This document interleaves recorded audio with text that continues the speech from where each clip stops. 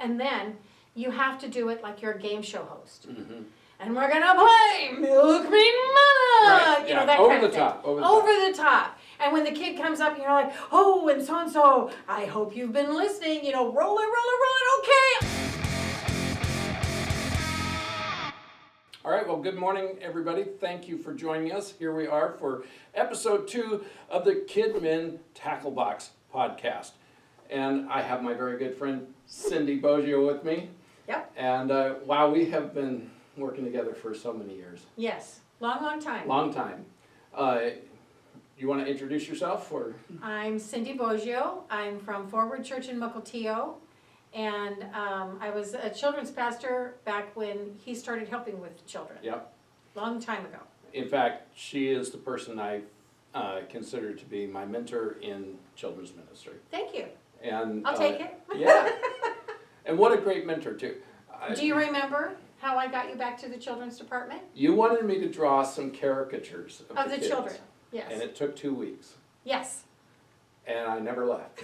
That's right. That's what happens when you volunteer in the children's department. Exactly right.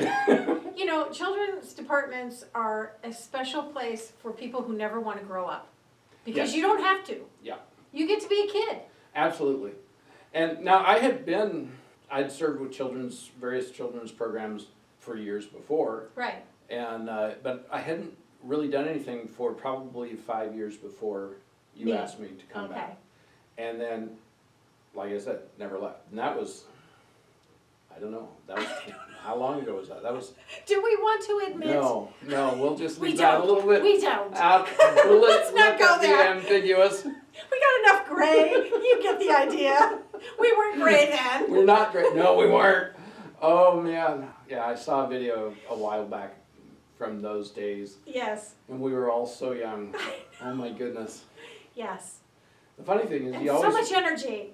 Well, you always feel like you're old wherever you're at. I mean, at whatever Yes. age. You think you're... Yeah. Mature. You're mature. Yeah. Right? Yeah. I'm in my 40s, whatever, you know. I know it. And I got this. yeah, and then you look back 15 years later and go, wow. Oh my gosh. But we had a blast. Yeah. We had a blast. We developed a lot of characters that we did for the children. We did skit things that would last like 15 yes. weeks. Black Bart. We had scripts that we would slice like salami, really expensive salami. And we would ad-lib a bunch to fill them out. Oh, yeah, we did Black Bart. We did a Star Trek theme thing. What did we call that one? Oh, I forget. I don't remember. And Tucker, my son, was the captain of that one. And we would steal this mauve office chair every Sunday morning to be his captain's seat. And we had people in red T-shirts. Yep. You know, your son David David was in and he was the red shirt that was constantly getting burned. Or so we had a red shirt that was all in shreds. And it got more damaged every week. Going, remember? Yes. Oh, It was fun. And then we had that alien character that I was the voice of. Yes. I was the computer voice, and I did the alien puppet. Oh, and I made up the longest most horrible name for that. Yes, which I didn't have to say because that was my character's name. If Suanna, you're watching, I know that you still know that name. Yeah. And I can't even attempt it right now. Yeah. But it took like 15 seconds to say. Anyway, it was longer than supercalifragilisticexpialidocious. Yes, it was. Yes, just a little, but about like that. In fact, I think I was thinking about that when I wrote that. Yes. It was called the Ooblik Nicarac Snibblebibble Tomernack. And the only reason I remember that is because I had to say it like 3 million times. And it was awful. But I loved it. And we had theme music and everything. It was a lot of fun. Really, really fun. But my son, after like 13 weeks, was like, when is this going to end? I'm like, sorry, honey. The kids really love it, though. They love it. So today, yes, I asked you to come on because I wanted to, our topic today is epic storytelling. Oh, okay. And I'm the guest for You're the epic guest storytelling. Yes. That is so cool. Now, in addition to being a children's pastor, and now you're the seniors pastor? Yes, we do it's called an encore group, and it's for everybody 55 and older.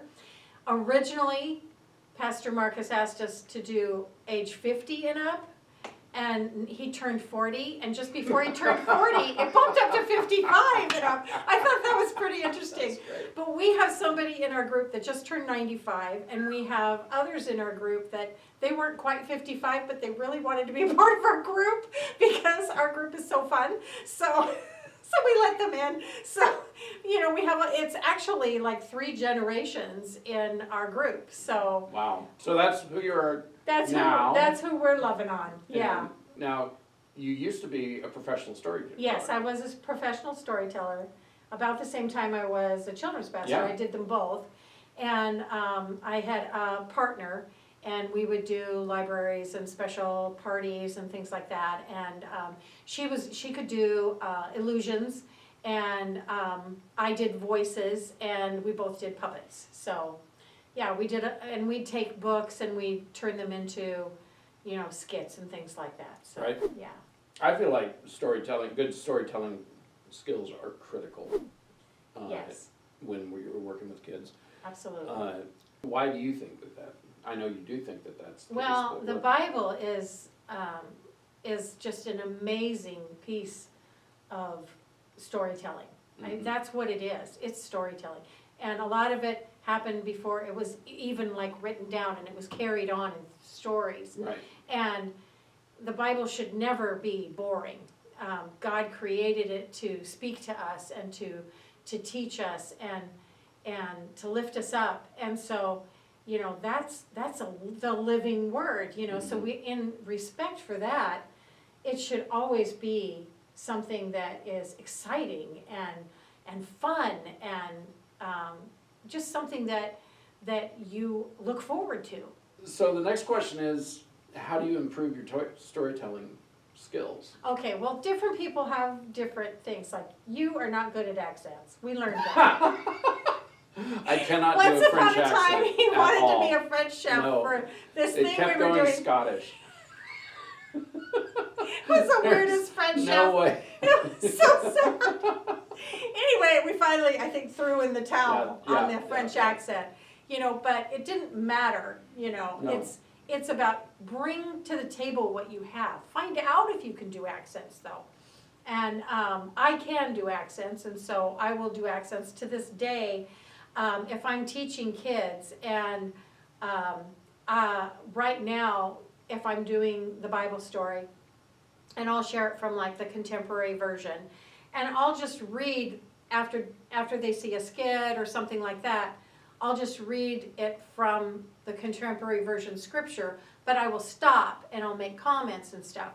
If I start to notice that the kids are getting wiggly or something like that, I will, sometimes I'll just turn on an accent. Or if they're doing an activity and they start doing things that I don't want them doing or whatever, I'll just put on an accent, you know, and I'll just be like, now I can't do it as I'm thinking. Yeah, I'm so And I don't great at even- accents, but now. I'm so great at accents, and yet when I'm doing it, I don't think about it. I just do it. Right. It just comes, and I'll just start talking in an accent. Well, all of a sudden the kids are like, "What is going on?" You know, and they listen. They perk up their ears, and they'll be like, "Why are you doing that?"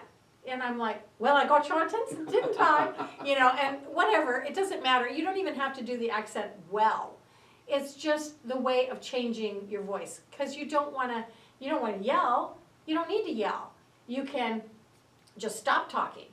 So. Or you can use an accent, or you can use a different cadence, Right. or you could get very, very quiet. The best kindergarten teacher use I that. ever knew, she never shouted, Mhm. and sometimes she would just stop talking, and then she would talk really quietly. Well, the kids wanted to know what she was saying. Sure. So they would all get really quiet, and this is kindergartners. Yeah, I learned that from you. And because I remember trying to shout down 300 kids at camp. You can't do that. You can't do that. You can't do that. Not even with a microphone. No.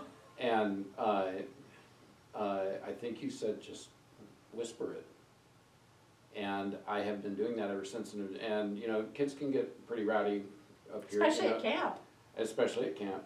And so I'll just all of a sudden stop, look around, and look at the perpetrators and say, whenever you're ready, Mhm. we'll go on. Mhm. And then everybody looks at them and they go, like, be "Okay." quiet, we wanna know what's Yeah. gonna happen, yeah. Yeah, Peer and pressure. it's a great Mm-hmm, way to, a method of handling the crowd. mm-hmm, And I've seen Patty does a countdown. that's good, You know, that works too. and she'll That's really just start counting down, and all of a sudden the kids quiet down. And that was one of my questions here was, you know, how do you control the crowd? So, okay, can you give me, This is what we're can like. you give me 3 tips Okay, for being a better storyteller? 3 tips for being a better storyteller. Be familiar with the material. Okay, tip number 1. Don't be read it familiar. cold. Don't read it cold. Right. Don't You- read it. Don't read it cold. You've read it through already. You know what it's going to say, so then you can plan how you're going to say it. Right. Okay, so that's one. Another tip, let's see.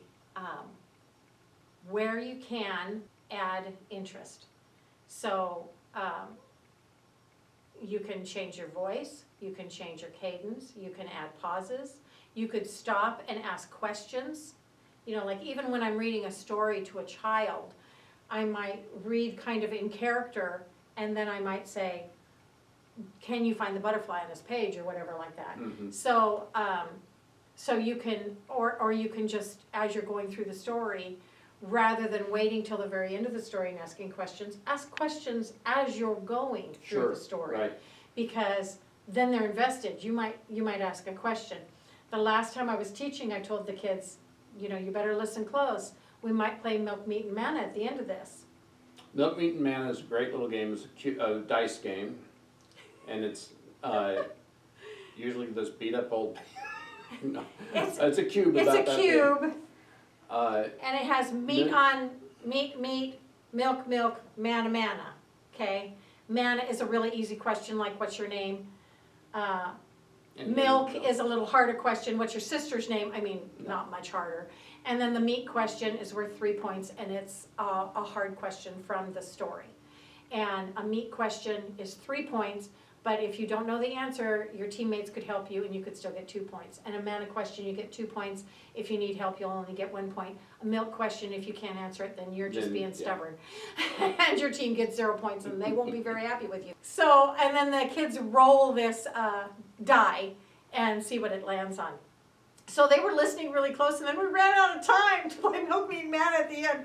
The kids were so frustrated. I'm like, I'm sorry, you know, the parents are coming, what am I supposed to do? The thing I love about that game is it lets kids show off that they were listening. Yes. It lets them show you how smart they are. Yes. And kids really want to be able to And say, I'm usually- smart. Usually I'll divide them, I don't know if you care about this or not, but usually I'll divide the kids into 2 teams. Right. And I do that by starting with the youngest. How many of you, let's say, how many of you are 6 years old? Because let's, 1st grade through 5th grade, Sure. right? So then you pick 6-year-olds for each team. And so on and so on and so on until you get to the oldest ones. And you line them up, youngest to oldest, like that. And they make the alley for the Milk, Meat, and Manna die to roll down, okay? And if it touches anybody, they have to roll it again, because you can't have somebody stopping it. And then you have to do it like you're a game show host. Mm-hmm. And we're gonna play Milk, Meat, and Manna! Right, You yeah, know, that over kind of the thing. top, over the Over the top. And when the kid comes up, you're like, oh, and so, I hope you've been listening, you know, roll it, okay, oh, it's Milk, oh dear. What is your dad's name? You know, and hopefully they know their dad's name. You know, Right. You want that of a 3rd grader, not Exactly, maybe right.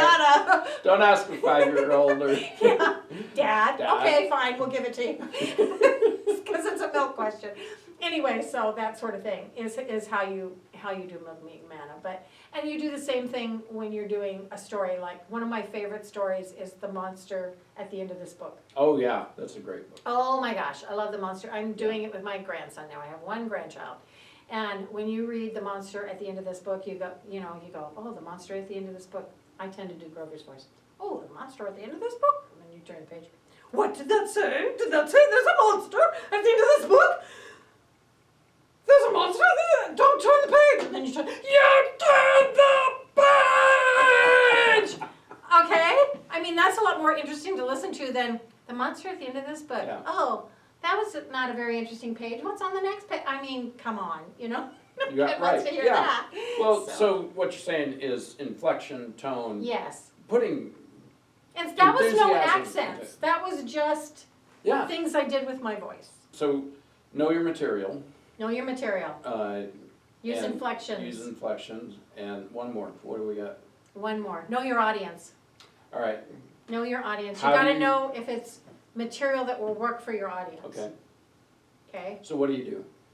How So do I judge it? How do you adjust?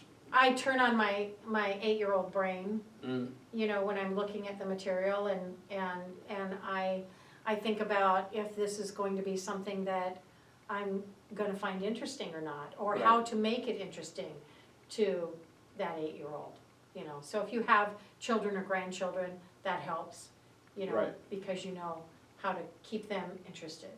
So we have another guest star right now. Oh, okay. We're gonna bring on. Well, why don't you This is my introduce her? friend. This is Lamb Chop. Lamb Chop. Hi. I am so happy that you're here today. Well, you told me to come, so I'm here. I understand you're living on the island now. It's so beautiful. Any wolves over there? There's a few coyotes. Oh dear. It's the eagles that really scare me. Oh yeah, I Yeah. imagine so. They could just pluck you up and take you away. So lamb chop is really great with little ones, Uh-huh. especially if you have new kids. Right. Puppets are really great for new kids, and you can even use like a teddy bear that isn't a puppet, and just the way you hold it, you can manipulate it. You know, like say this is a teddy bear that you know, I can't put my hand in it or anything. Sure. You can still like manipulate it so that it'll nod or put out a hand or something like that, and really get a good reaction out of the kids. This is for especially young kids like preschoolers, Yeah. you know, or really shy new kids that work But really there's well. some rules you should follow when you're doing puppetry, right? Rules that you follow for puppetry, like what? Well, like they're always alive. Well, yeah, I just killed Killed Lamb it. Chop Killed Lamb Chop. momentarily because this is for adults, right? So yeah, the puppets are always alive, so you don't want to, you know, like drop them or you know do anything that you wouldn't do with something that was alive. Also, I am not a ventriloquist, and I don't pretend to be a No. ventriloquist for the kids. And unless they're older kids, like a 5th grader, they might go like, "Your mouth's moving," and I'm like, "Yeah, that's how I Yes. talk." Right. But I've So- noticed that people, even when you, because, well, I've noticed, especially with younger kids, they're interested, they're focused on the puppet, so they don't even notice that you're Right. talking. Right. And Yeah. so you don't have to be a ventriloquist. No, you don't. And I've done a lot of puppetry, and I'm not a ventriloquist. And even when I'm working like this, where I Mm-hmm. can be seen too, people focus on, and not just kids, but even adults Oh, yeah. will talk to the puppet. I always find it funny when you watch Sesame Street or something like that, you know, Mhm. and the adults are like Right. just right looking at the puppet. I just read a really funny thing. I forget who the comic was, but there was a comic who was on the Muppet Show, Oh, okay. and they met Fozzie Bear, and the guy's talking to Fozzie Bear, and he says, "I can't believe I get to meet you. You were such an influential, thing in my life." And the puppeteer is like, "Oh, it's one of those conversations." Yeah, Yeah. yeah, And so puppets can really be dynamic, yes, and it's a tool we should yes. learn to I use. like lamb chop. Lamb chop has a soft mouth, so I can do things like this and pull his mouth in and stuff like that. So I like the soft mouth ones. And then the Muppet puppets, I find those a little more difficult because you have to point your hand more Yeah. down. And you're trying to you're just, trying to just move your your thumb. I'm doing the opposite. No, it's Yes, just he's doing it wrong. Don't watch him. Watch me. That's what. You want to move. I mean, your upper lip moves some when you talk, but it's mostly your jaw that's going up and Yeah. down. So we're trying to mimic what a person does. And with my grandson, sometimes he makes his socks come off, and Oh. I'll take his sock and I'll put it on my hand and I'll go, you got rid of me. Put me back. Put me back. And he'll be like, oh, suck as a lot. I like freaking out little kids. Oh. I'm kind of bad though. Speaking of, I had my 2 granddaughters. They just, today as we're shooting, it's their 9th birthday. Happy birthday! Happy birthday, Annabelle and Sophia. I think they were Happy birthday. they were like 4, 3.5, 4 maybe. Mhm. And I had them at the church, I was watching them. And I thought, oh, it'd be fun to bring out Gramps. And Grandpa was a Did Grandpa have his Muppet. pants? He had, I just gotten the pants for him. Okay, all So he right. was a full puppet, you know, Okay, good. legs and everything. And so I come out with them and they freak out. Now, one of the things you never do Is act like it's not act alive. like it's not alive, right? Mhm. Is that what you did? They start freaking out because he's talking to him. Hello, Annabelle and Sophia. And they start freaking out and I immediately throw him on the ground. Because I'm trying to comfort my gun, and so I have killed him, and he comes apart, and so now he's chopped in half, and they are really just running out of the room, and I felt so That's bad. not good. No, it wasn't good, lamb chop. It was terrible. That's terrible. That is so terrible. Do they remember that? Yes, they do. They laugh about it now. Oh yeah, that's good. But at the time, Yeah, They so were they do legitimately- remember it. It was It was traumatic because they traumatic. remember it to this day. Are you done? Is lamb chop done? are you done? Okay, you can go away now. Bye-bye. Bye-bye. Bye-bye. See ya. All right. My head is getting sweaty. So, you didn't ask me how puppets work into storytelling. I didn't, so, Yeah. So, you can use them to help illustrate the story. right, You can use them as somebody who is the audience for the story, so they're asking the questions. right, yeah, You know, like you're telling the story and instead of you stopping and asking the kids questions, you pause and your puppet asks you a question about the story. That Right. works really well too. You can do it where the whole thing is just puppets, or you can do puppets and people, a combination, so, yeah. we did, Gilligan's Island, Mm-hmm. and, Mr. and Mrs. Howell were both puppets, Oh, that's right, yeah, yeah. and so, yeah, And then, I like using lamb chop because there's a lot of stories with lambs in the Bible. oh, sure, right, So lamb chop comes in handy for Psalm 23 or, you know, just talking about David and Goliath and lions and all those kind of things. and in fact, lamb chop was one of the sheep in the, Christmas story, the Christmas play that we did a couple Yes. of years ago. Yes. So, how do we involve the kids and what do you do to really keep their attention and draw them into the story and what are some things that Well, I you do think to- you don't want the story to be too long, for one thing. Okay, So you kind of wanna build but cut to the chase Sure. also, you know, so. But keeping kids involved is just, it's honoring to the children when you, make it interesting. It's Mhm. honoring to the children when it's fun, you know, all of those things are being respectful of the children. Right. And they recognize that, and so they're more attentive for it when you do that.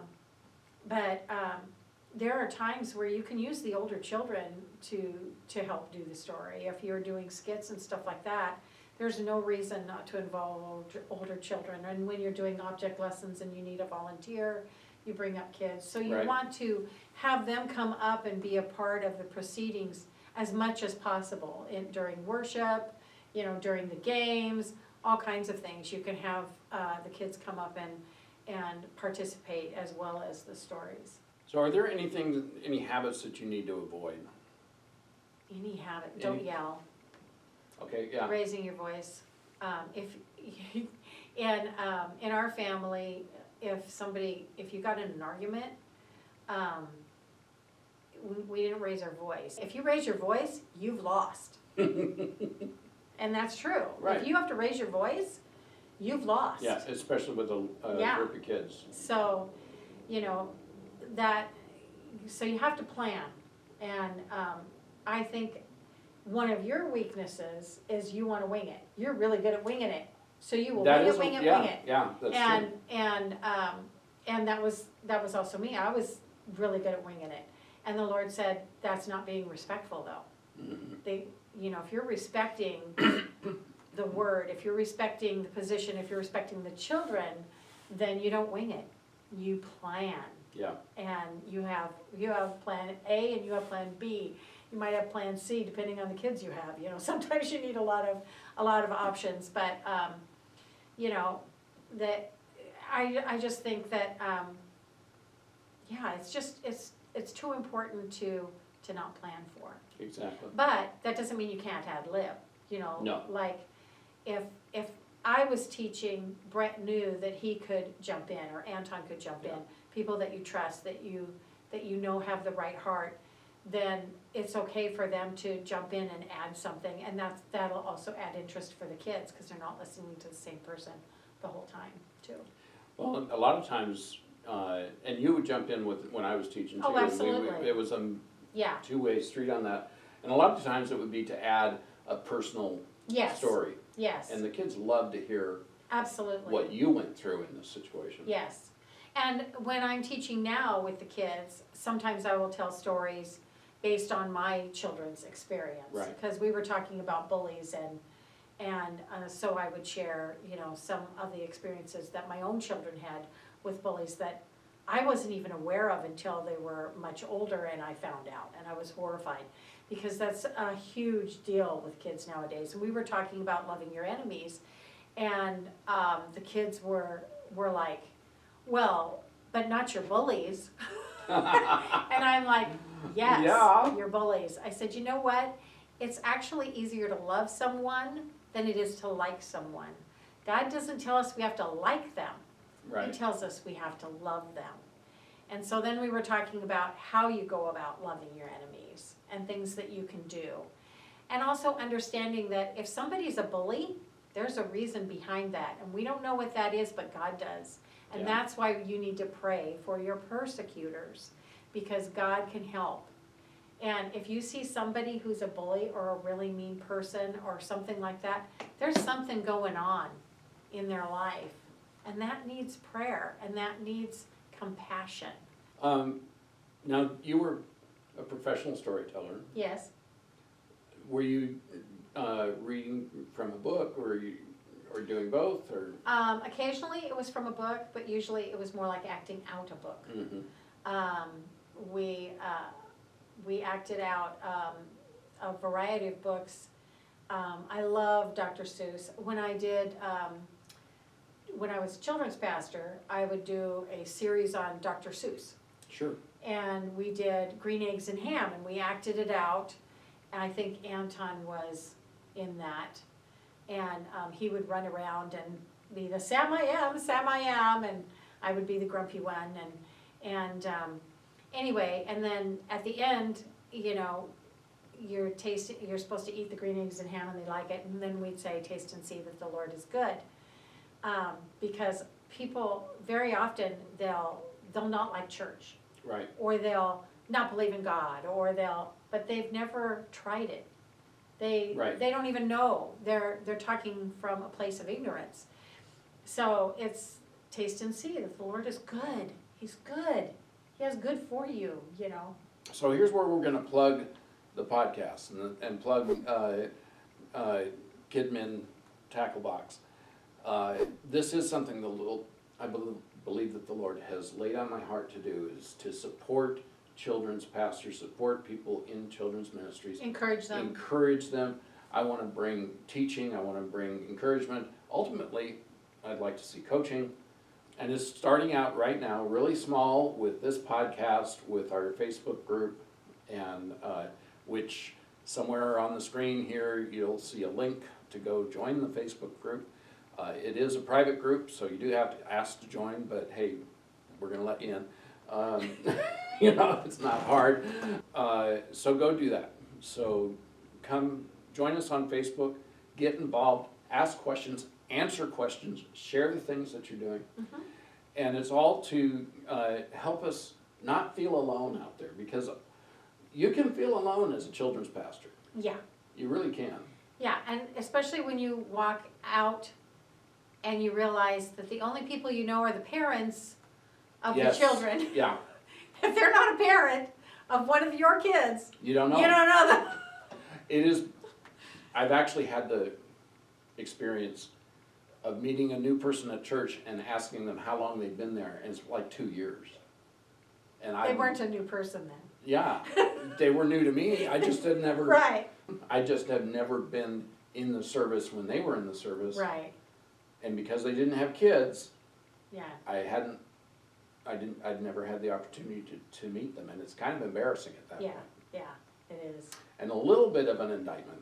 Yes, it is, And it was, because there's no way that that should happen. no, and that was when I realized that I needed to be spending more time See, it was in hard because the front. the person that would cover for you was me. Was you. Yeah, But he didn't want me to cover for him because we love working together. exactly. So then it's really hard to say, okay, don't do that, do this, so Yeah. I can be out there, but then we don't get to do this, Yeah. which was so fun. We had so much fun. This was fun too. Yeah, it was. Thank you. Thank you for being on. Oh, sure. And I really, so think of some other topic that you'd love to talk about too, and come back, we'll do this some more. I'll just tell them all about Brett.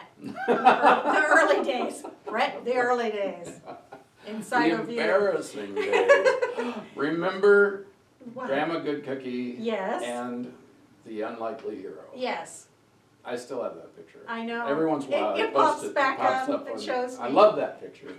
I think that's Grandma Goodcookie, that was me. Grandma Goodcookie. And he was the unlikely hero. I'm sure I'll post And a you know picture why of it he right was the here. unlikely hero? Because he was willing. Yeah.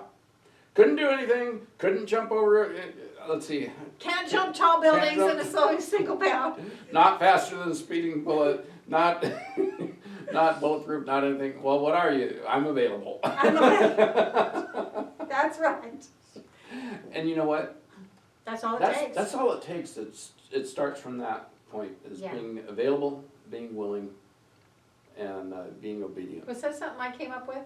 Probably, yeah. Yeah, that- 'cause I was Yes, the- it was, yeah. yeah. In fact, that was for Family Sunday. Family Sunday. And I remember putting together this ridiculous costume because I figured that the unlikely hero would be bad at everything, including And he costume wouldn't design. have a costume. Right. So he'd have to grab. Grab different Yeah. things. And I wanted a red cape, but I got a 50% cotton, 50% non-cotton, I don't know, cape. So it came out pink. So I dyed it red and it came out pink, and I thought, perfect. He would be bad at that too. Yes, yes. Yeah. That was great. Oh, and I remember that Sunday, I came out, you introduced me, and there was a row of middle school girls on the front row, Yeah. and the last girl in the row was my oldest daughter, Jennifer. And so I came running down the aisle and went straight to her and gave her a big hug, and totally embarrassed her. That's what it's all about. That's what it's all about, embarrassing your kids.